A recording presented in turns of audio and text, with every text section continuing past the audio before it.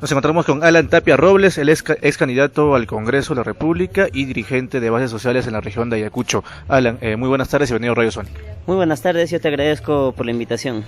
Alan, los últimos días, pues, luego de que en el distrito de Comas, en Lima, se haya difundido un video a nivel de los medios nacionales sobre un santuario a los ex integrantes de Sendero Luminoso por parte de los familiares, se generó toda una ola de controversia respecto a que si el Perú estaría, digamos, en proceso o se pondría a debate el tema de la reconciliación nacional, teniendo en cuenta también que a la fecha en Colombia se firmó pues un tratado de paz con las FARC, ¿no? Teniendo en cuenta que más adelante se va a dar todo un tema de un referéndum para que estas fuerzas revolucionarias colombianas ingresen a la vida política, ¿no? Cuéntanos, desde tu posición, desde tu experiencia dentro de este campo, ¿qué visión te merece ese tema de la reconciliación nacional aquí en el Perú?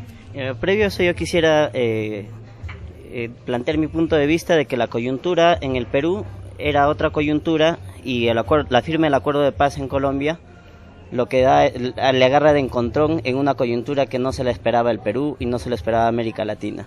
La coyuntura en el Perú es en las circunstancias en la que el Juzgado Penal de Lima sentencia a Vladimiro Montesinos por 25 años y a otros militares también por el uso de hornos para poder desaparecer los cuerpos de personas que ellos consideraban o tipificaban como senderistas o los consideraban personas subversivas o allegados, amigos o afines. Esa es la coyuntura, pero además la coyuntura es de que el 8 de octubre, o sea, de aquí a una semana, se inicia el juicio contra Alan García por el caso del Frontón. Y recordemos de que en esa coyuntura es que semanas antes Alan García visita a su ex profesor de la universidad, hoy presidente de la República, Pedro Pablo Kuczynski, y me imagino que ese fueron uno de los temas de conversación, y lo que se está preparando en el país son dos cosas. Se está preparando nuevamente una arremetida contra las organizaciones sociales y contra todo lo que huele a izquierda. Se está preparando una arremetida contra la creciente definición del Frente Amplio por llevar en el 2021 a Verónica Mendoza, pero además se están creando las condiciones sociales y políticas para que en el Perú se le tenga que librar de la responsabilidad política y la autoría mediata a Alan García Pérez como expresidente de la República. Es más, lo curioso de Alan García, ahora que estoy con ese tema, para luego pasar al tema central, es que Alan García ha salido en los últimos días en diferentes medios de comunicación señalando que él nunca le ha robado un sol al Perú, ¿no? Que en su gobierno nunca ha habido casos de corrupción. Eso es típico de una persona que no tiene sangre en la cara. Sabemos todos los negociados que hizo tanto en su primer gobierno del 85 al 90 y lo que hizo durante el último gobierno que tuvo ya en este milenio. Es algo que la población no se lo va a creer y que la propia militancia allista y aprista, de una tendencia distinta al saqueo de Alan García y el oportunismo que tuvo para escalar poder en el APRA y hacerse la presidencia de la República 2 veces, no se lo creen. Alan, Pedro Pablo Kuczynski cuando estuvo en Colombia dijo que todo el mundo quiere la paz, que viva la paz, pero cuando le preguntaron si el Perú estaba ya en un contexto para ver el tema de la reconciliación nacional y llegar a un tratado de paz con Sendero Luminoso, él dijo que en el Perú era imposible, que era un caso que no se podría dar. Es que tenemos dos clases políticas distintas.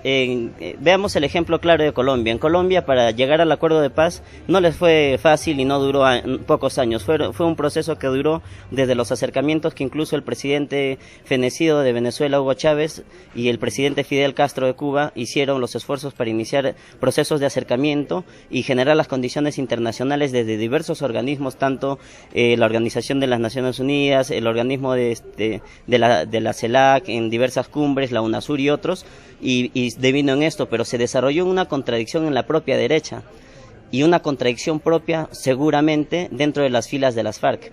Digo en las filas de la derecha, ¿por qué también? Porque veamos cómo hasta ahorita se sigue pronunciando el expresidente Uribe y cuál es la postura del presidente Santos, presidentes de la República Hermana de Colombia. Santos propone viabilizar la paz, pero Uribe propone de que nada de negociación con los terroristas. La diferencia es de que Santos tuvo la hidalguía, tuvo la capacidad y tuvo la convicción política de darle una solución de ese carácter, una solución política a los problemas militares, políticos y sociales que vive Colombia. Tuvo la osadía y la hidalguía, más que osadía, la hidalguía de poder unificar a la clase política de Colombia, una clase política ilustrada. para poder lograr los acuerdos que hoy se tienen en Colombia. Cuestión que no se logró en Perú y no se va a lograr porque no tenemos una clase política que anteponga los intereses de la nación a los intereses propios de ellos. Y aquí se suman pues en el entorno de PPK aquellos que lucran con los muertos de la guerra y con el dolor de la gente, que el día que se firme un acuerdo de paz en el Perú ya no van a tener sus ONGs de donde les sangran mucho dinero. Así es, efectivamente. Alan, siguiendo en el tema, también he estado conversando en los últimos días con diferentes familiares que han tenido, digamos, la mala suerte de perder familiares tanto por el bando de Sendero como del bando del ejército, y muchos de ellos también están de acuerdo, digamos, con el tema de la reconciliación nacional. Sin embargo, los que se oponen, como tú has mencionado, es la parte política. ¿Qué hacer desde las bases sociales? ¿Se debe impulsar, digamos, que la sociedad pueda generar ese debate a nivel de las instancias políticas? Yo creo que un debate necesario es, por ejemplo, el que se plantea en algunos artículos Raúl González Chávez, que viene a ser un analista político y consultor político para incluso... tiene un renombre nacional, es una persona que ha combatido a Sendero, pero que considera que es momento que el país tenga que debatir, dice, ¿no? Por ejemplo, ¿por qué no se inicia en el Perú, más allá de ver si fueron o no derrotados, se inicia a debatir cuál es el camino de la paz en el Perú? Porque aún hay conflicto y hay problemas derivados de ese conflicto que existió en el Perú. Lamentablemente se está partiendo por una premisa errónea, se está planteando de que si se debe o no dialogar con quienes cometieron actos de terrorismo, con quienes violaron los derechos humanos y todos los clichés que le puedan poner. Pero si partimos por esa premisa no vamos a iniciar un proceso de conversaciones o un proceso de unificar al país y firmar un acuerdo de paz. Se debe partir más bien por la premisa si es que el Perú necesita o no atravesar por ese proceso de paz. Esa debería ser la premisa de los políticos, no si son o no violadores de derechos humanos. Yo quiero aprovechar este espacio para tener que desenmascarar a quienes salen con bilis y con mucha rabia a decir que nada con los asesinos, que ellos fueron los que mataron más. Aquí yo les digo a estas personas, no se trata de quienes mataron más o quienes mataron menos. Si vamos a estar con el pensamiento aguinaga, ese pensamiento fujimorista de quienes mataron menos o quienes mataron más, no se va a iniciar un proceso de paz. Es falso que en Colombia se haya iniciado el proceso de paz porque las FARC mató menos o no mató. Si estas personas se pusieran a leer, porque nadie se muere ni se enferma por leer o nadie se muere por inteligencia, que no le tengan miedo a la inteligencia, que lean los acuerdos de La Habana, que son refrendados en Cartagena, en Colombia. Tiene como uno de sus puntos ejes la necesidad de la constitución de una comisión especial e integrada tanto por los integrantes de las FARC como los del Estado y la sociedad civil, para el esclarecimiento histórico, así se llama. Una comisión para el esclarecimiento histórico de los hechos que ocurrieron, llámese organismos paramilitares, acciones terroristas que pudieron haber cometido los de las FARC, porque hay actos que hay que también juzgarlos, pero están conformando esa comisión para hacer ese esclarecimiento histórico. Así es, claro, y siguiendo esa línea, Alan, el sentido también que sucede mucho en nuestro país es que efectivamente van por el tema de quién mató menos o quién mató más. Como tú mencionabas, el tema de Colombia es un ejemplo a seguir en América Latina. Es un ejemplo, pero en el Perú debemos aplicarlo con las particularidades del caso. En el Perú, a diferencia de Colombia, es que la cúpula de Abimael Guzmán ha dado por concluida su guerra en el año 92. En cambio, en Colombia se encuentran aún en armas. Esa es la diferencia. Esas cuestiones se deben de debatir, se deben discutir. Pero yo siento amplia satisfacción de volver a tratar este tema después de 7 años. Yo en el año 2009 salí a plantear la necesidad de una solución política a los problemas derivados de la guerra, integrando aún el Movadef, organización con la que posteriormente deslindo, pero veas el espíritu del pedido de mi persona como joven y como verdadero demócrata. Y te tomaron como parte de Sendero, ¿no? Me tomaron como parte de Sendero, pero yo en la actualidad tengo la autoridad moral para decir de que sí hubo terrorismo de Estado, como los que hubieron en las desapariciones de Ajomarca, las desapariciones de estudiantes en la UNCH, en la Cantuta, como las desapariciones forzosas en muchos lugares, pero también tenemos que reclamarle y reprocharle a Sendero Luminoso los actos terroristas que no debieron existir, como Tarata y otros hechos, el Buscabandino aquí en Sucre, hechos de flagrante violación de los derechos humanos. Pero he llegado a la capacidad y a la madurez política que, aún estando en discrepancia con ellos después de haberlo integrado, es que me reafirmo en mi convicción política que lo que me motiva hoy y me continuará motivando mañana es el bregar por la necesidad de una solución política y que tenga que implicar incluso amnistía para civiles, policías y militares, porque también estas personas fueron involucradas en este proceso por órdenes precisamente del Estado. Así es. Ahora, y este tema de la reconciliación nacional también lo ha recomendado pues la CBR, ¿no?, en sus conclusiones finales. Son recomendaciones que lamentablemente el Estado no los toma. La Comisión de la Verdad y sus integrantes han sido catalogados como caviares, como encubridores de Sendero, y son clichés que va a seguir utilizando esta derecha bruta y achorada, por decirlo de algún modo, que no es una clase política y no es una derecha ilustrada y no antepone los intereses de la nación peruana. Ahora, ¿cómo tú ves el panorama en la región de Ayacucho, ¿no?, donde se ha iniciado ese tema de Sendero, de la violencia en los años 80? ¿Cómo ves tú a los jóvenes? Tú que estás, digamos, más sumergido como dirigente también de las bases sociales. Para muestra un botón. Yo hice un post que lo pueden revisar en mi cuenta de Facebook, y hecho el post, a los minutos fue compartido como por 5 personas, y al revisar sus perfiles de estas personas oscilan entre los 20 y 22 años. Y son personas jóvenes que no vivieron el conflicto armado, son personas que no tienen nada que ver con Sendero, son personas que hasta supongo no tienen que ver en nada con algún familiar que haya violado los derechos humanos, pero son jóvenes al igual que tú, al igual que yo, que queremos generar las condiciones y estamos de acuerdo con que se inicie un proceso de paz en el país y que ese proceso de paz contribuya a que en perspectiva la unificación del país tenga como resultado el desarrollo, una verdadera paz y democracia y la democratización de la sociedad peruana en sí.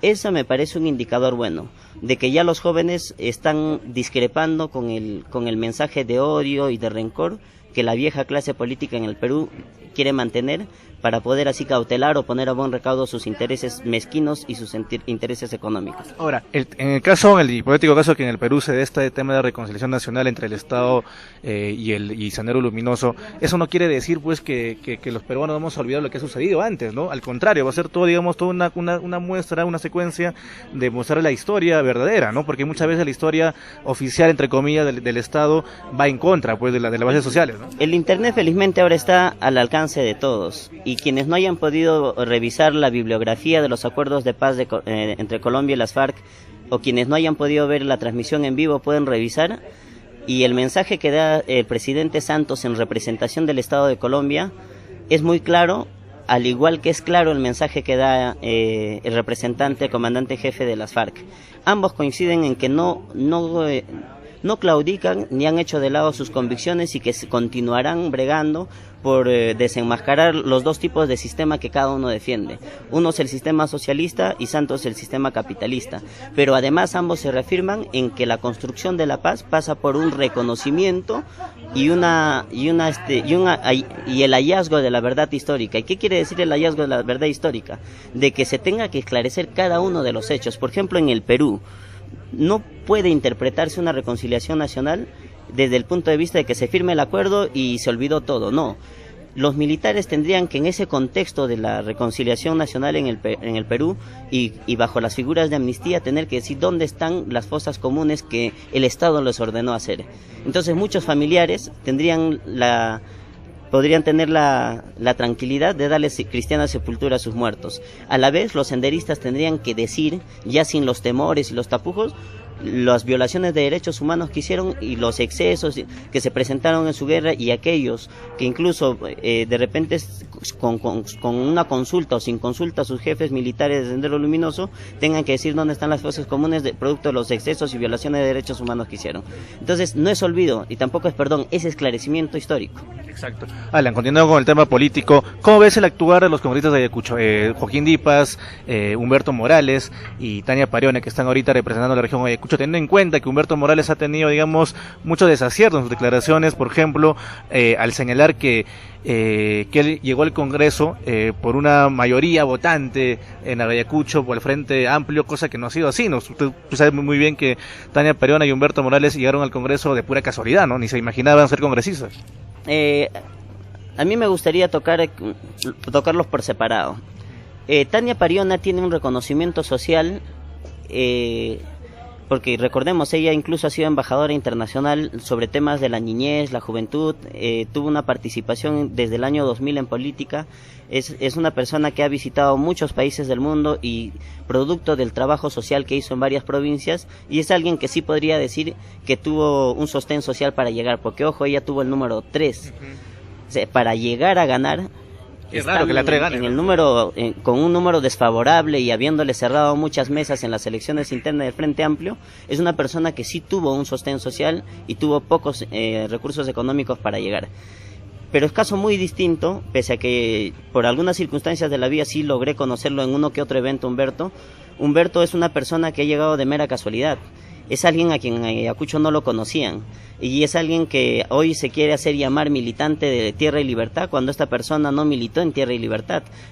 Revisen los pronunciamientos del Frente Amplio a raíz de la contradicción interna con Verónica Mendoza, y ahí firma, en la firma le ponen como congresista y candidato invitado. Eso es lo que él ha sido, candidato invitado. Que baje esas ínfulas que tiene ese señor de decir de que los que quieran hacer frente vayan a recolectar sus firmas. Es alguien que no puso ni una sola firma cuando el señor Arana quiso inscribir su partido político. Lo que veo aquí es de que es la Santa Inquisición en tiempos de Arana. Quienes no piensan como el padre Arana tienen que ser desaforados del Frente Amplio, y su acólito Humberto, el congresista Humberto, lo que estaba haciendo es replicar como si fuera la campana en la Catedral de Ayacucho, todo lo que el reverendo Arana manifiesta ante los medios de comunicación. Joaquín Dipas. Joaquín Dipas me parece que está cumpliendo el mismo papel que su antecesor Rofilio Neira. Es una persona que habla poco, que hace poco, que visita poco Ayacucho, pero que si revisamos, porque hay que ser también objetivos, revisamos las iniciativas que está presentando, las actividades que está haciendo, se diferencia un tanto de Rofilio Neira. Es alguien que por lo menos tiene, al parecer, eso el tiempo nos irá demostrando, un equipo técnico sólido que sí le está haciendo ver temas importantes y está presentando proyectos importantes en el Congreso de la República. ¿Qué opinión te merece el tema de las revocatorias, ¿no? La revocatoria tanto de los alcaldes distritales y provinciales, más allá que es un derecho ciudadano, ¿no? Me parece muy gracioso que quienes cuando quisieron revocar a Susana Villarán en Lima hicieron campaña desde sus propias radios acá en Ayacucho diciendo de que no es correcto, que cómo es posible, que si se eligió a alguien es hasta que culmine su gestión y etcétera. Yo también me manifesté en contra de la revocatoria de Susana y soy consecuente también en Ayacucho y muestro mi oposición a la revocatoria, sea al alcalde provincial o a los alcaldes distritales que quieren revocar, personas que solamente tienen odio, rencor, resentimiento. ¿Quiénes están en la revocatoria? En Ayacucho para la provincia está su exfuncionario del señor Aedo, que estuvo en Seguridad Ciudadana. Fue un fracaso y como lo sacaron del trabajo ahora promovió la revocatoria. ¿Quién es la otra persona? Si no me equivoco es el doctor que fue candidato a la provincia junto con Elizabeth Prado, hicieron todo un equipo, no recuerdo. ¿Carrillo? Alfonso Carrillo. Otra persona que no tiene vida activa política en el quehacer cotidiano de nuestra provincia y cree tener la autoridad moral para revocar autoridades. Pero culmino con esto mi opinión sobre lo que tú me preguntas. La revocatoria se le ha estado pidiendo a las organizaciones sociales que la impulsen, que la implementen, cuando ni siquiera se acercaron a coordinar la compra del kit. 1, 2. ¿En qué le beneficia una revocatoria al pueblo? En nada. Porque se hace esta revocatoria y el próximo que sea electo, lo más probable es que tenga la misma idea de hacer solamente gobierno con su equipo, con su grupo y de espaldas al pueblo. Entonces, ¿para qué desgastar fuerzas de una organización si cuando su papel precisamente o su razón de ser de una organización es la reivindicación concreta de los pedidos de la población y tener que denunciar los actos de corrupción? Ese es el papel de una organización, y preparar y continuar con el camino que tiene el pueblo. La revocatoria no es camino del pueblo. Continuamos con el tema de la Municipalidad de Huamanga, las funciones y fiscalizaciones en el tema de Richard de la Cruz. Él es joven también, un regidor muy joven, me parece que es de tu generación, no tengo en cuenta. ¿Qué te parece actuar? Con Richard hemos compartido muchos espacios y cuando ganó yo le hice saber mi parecer y le dije: Richard, en tus manos está de que no nos cataloguen como incapaces a quienes también vamos a postular a cargos públicos y estamos en la actividad política del país. Me parece que es alguien que está sacando cara por nosotros, está haciendo interesantes trabajos de investigación, interesantes denuncias, está haciendo iniciativas muy importantes a nivel del legislativo municipal y es una persona que tiene muy buenas cualidades y le auguro un futuro político importante. Alan, ya para terminar, el tema del gobierno regional de Ayacucho, estamos ya exactamente ya a cumplir un año, ¿no?, de la gestión de encargatura de Jorge Julio Sevilla Cifuentes. Tú has sido, digamos, en un momento también se te ha vinculado un poco por ese lado. ¿Qué te merece su gestión hasta el momento? Aclarar. Yo fui un consultor externo de Víctor Hugo Pillaca cuando fue presidente del Consejo Regional, para temas específicos. Luego me constituí a pedido del ingeniero César Acuña, que es el presidente del partido, a poder asesorar o coadyuvar en las gestiones de la bancada Alianza para el Progreso en el Consejo Regional. Desde el primer día que ha sido electo Julio Sevilla como presidente encargado, transitorio o accidental, como algunos lo llaman, no tuve ningún tipo de vinculación, no fui convocado a ningún espacio. Hubieron personas que me propusieron, pero yo les pedí que se abstuvieran en las propuestas, porque yo tuve la convicción de que si se tenía que luchar para retirar a Ojorima no era para que nuevos ganapanes ingresen a la gestión. Y en buena hora tomé esa decisión, porque veo que en la actualidad, a más de medio año de gestión, se ha demostrado la incapacidad, la falta de preparación, la falta de autoridad del presidente encargado, pero además se ha notado de que tanto el primer gerente general como el segundo son personas que no cuentan con las cualidades para conducir los destinos de la región como segundos hombres detrás del presidente. Eric Caro me parece una designación totalmente desatinada. Apresurada también, ¿no? Muy apresurada, pero además me parece una decisión errónea y desfavorable para los intereses de la región Ayacucho. Fíjate, para muestra un botón. En vez de que se dedique a otras cosas, el señor gerente debió haber visto, por ejemplo, las obras emblemáticas y no hacer el ridículo que hizo en la puerta del gobierno regional cuando la movilización de padres de familia del Colegio Las Mercedes lo esperaba. El señor salió y holgadamente, según él con gran resultado, anunciar de que gracias a la marcha de los padres de familia, al día siguiente él se estaba yendo a constituir para ver el estado situacional del Colegio Las Mercedes. Ya tenía, creo que casi un mes de gerente, un poco más. O sea, tuvo que esperar una marcha para ir a visitar una obra que se sabía cuando le entregaron el cargo que estaba en crisis. Si no tuvo la visión mínima de hacer la revisión, la inspección in situ, ver las necesidades, los problemas tanto técnicos como los problemas económicos y financieros que se generaron en esta institución educativa, debió haberlo hecho de inmediato y viajar a la ciudad de Lima y hacer las gestiones necesarias. Mucho ojo.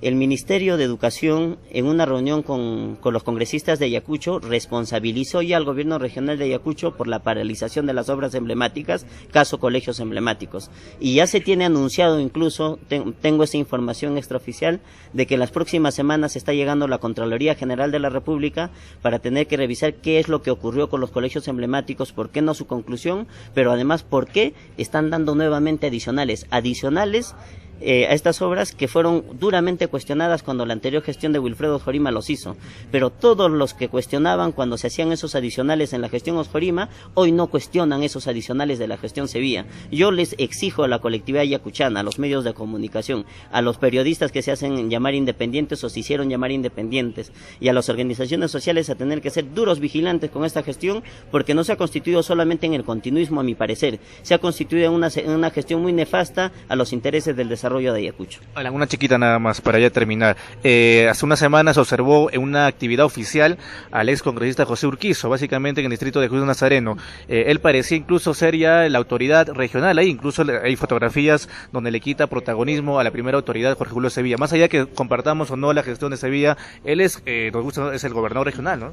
Efectivamente, y yo quiero alertar a la colectividad ayacuchana lo siguiente. Se está listando toda una maquinaria con todo lo que hizo Caja Urquizo, pues recordemos que hay un audio. Este es el que tuvo el nexo con el narcotraficante Brasil, y Brasil hizo serias denuncias ante la revista Vela Verde de que él era el famoso que llegaba a los dos lados, o sea, llegaba al APRE y llegaba al gobierno de Yantumala. Fue el que aparentemente habría gestionado indultos humanitarios, entre comillas, para muchos narcotraficantes. Esa persona ha preparado todo un andamiaje o todo un aparato de campaña, incluso con alcaldes electos de la metrópolis y del interior de la región, que ya los está poniendo, ya ofreció cargos, ya hay muchos que se van a lanzar disque a la reelección con Urquizo, otros disque que del distrito van a ir a la provincia, hay hasta regidores que dicen de la provincia de Huamanga van a ir a otro distrito a candidatear ya como cabeza. Yo quiero alertar a que la colectividad tenga que ser implacable con esta persona, que está involucrado incluso en el blindaje político al Wilfredo Ojorima para que esta persona no sea capturada, no sea sea procesada. Esta persona pretende ser candidato y toda persona que hoy ostenta cargos públicos debe actuar con decoro. Si ya esta persona no es autoridad, no tiene por qué estar en los palcos oficiales, no tiene por qué estar inaugurando obras, porque esa es una mala utilización de los erarios o del fondo público del Estado. Eso no está bien, eso debe ser cuestionado, incluso, ¿por qué no? A raíz de lo que me preguntas, puedo analizar y posteriormente iniciar una denuncia contra esta persona. Más creo que lo voy a hacer. Muy bien, Alan, ha sido un gustazo conversar contigo después de tiempo. Esperemos que no sea la última vez y esperemos verte pronto nuevamente en Radio Sónica. Claro que sí, muchas gracias por la invitación, a la disposición siempre, y un saludo para todas las personas que escuchan esta radio muy importante, dinámica y bajo la conducción de tu persona. Gracias, hasta otra oportunidad.